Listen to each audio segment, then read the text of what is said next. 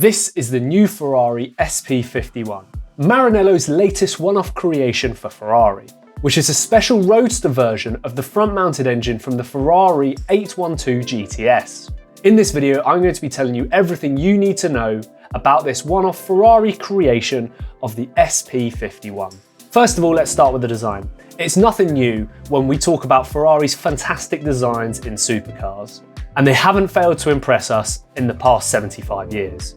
The SP51 was created for a Taiwan-based customer under Ferrari's Special Projects department. Normally these are kept under wraps, however Ferrari must have been proud of its work on this build to share it with the general public. The SP51 retains the 812's basic body-like features, with the bespoke wheels, headlights and softer bodywork to the human eye, still keeping that subtle retro look to it. With the blue and white stripes running head to tail, this resembles the look from the 1955 Ferrari 410S Racer. With the 3 layers of paint, this development definitely brings the SP51 that modern supercar feel. From its donor of the 812 GTS, it's an aluminium structure, with Ferrari including the extensive use of exposed carbon fibre. The hood contrasts with the 2 composite framed air vents, beautifully tucked under the windshield. Possibly the most eye-catching element of the SP51 design has got to be the carbon wing that bridges across the middle of the car.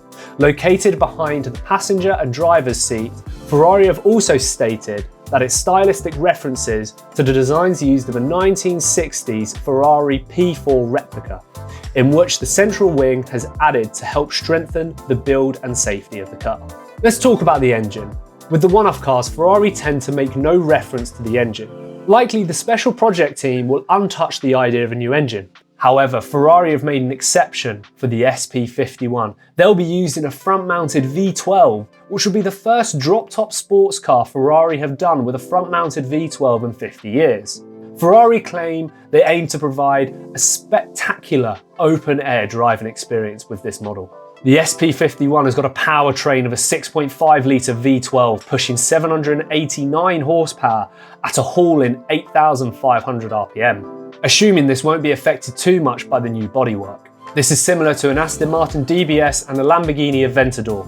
Let's talk about the wheels on this SP51, as this has been a talking point for Ferrari with its design for this car.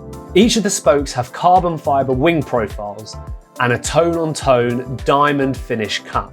In fact, the carbon fibre features are so extensive on the inside and outside of this car, it's allowing the weight to be kept to a minimum. Talking about weight, Ferrari haven't enclosed the weight of this car just yet. However, I imagine it will be around the same as the 812 Superfast, being around 1,500 kg, that being 3,300 pounds. With the dimensions roughly being 4.6 metres in length, 1.9 metres in width, and 1.2 metres in height. That's similar to a McLaren 720S Spider and the new Audi R8 Spider. Ferrari states the aerodynamic design of this car guarantees ultimate comfort in the cabin. With the new bumper, bonnet, air intakes at the front, the side, and the surfacing has been reshaped, Ferrari have now included carbon fibre vents behind the front wheels. Let's talk about the performance. Again, Ferrari hasn't enclosed the 0 to 60 on the SP51. However, its front-mounted V12, I calculate the SP51 would do a 0 to 60 in roughly 2.7 to 2.9 seconds, with its estimated weight calculated in hand. Also assuming the top speed will be around 211 miles an hour flat out, that being 339 kilometers an hour.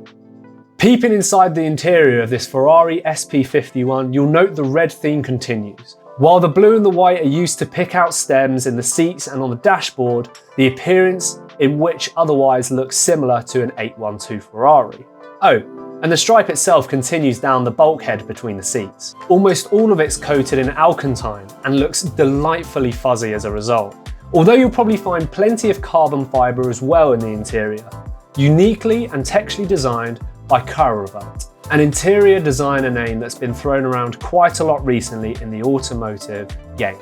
Finally, Ferrari have claimed that this build will be for a long-standing Taiwan-based client.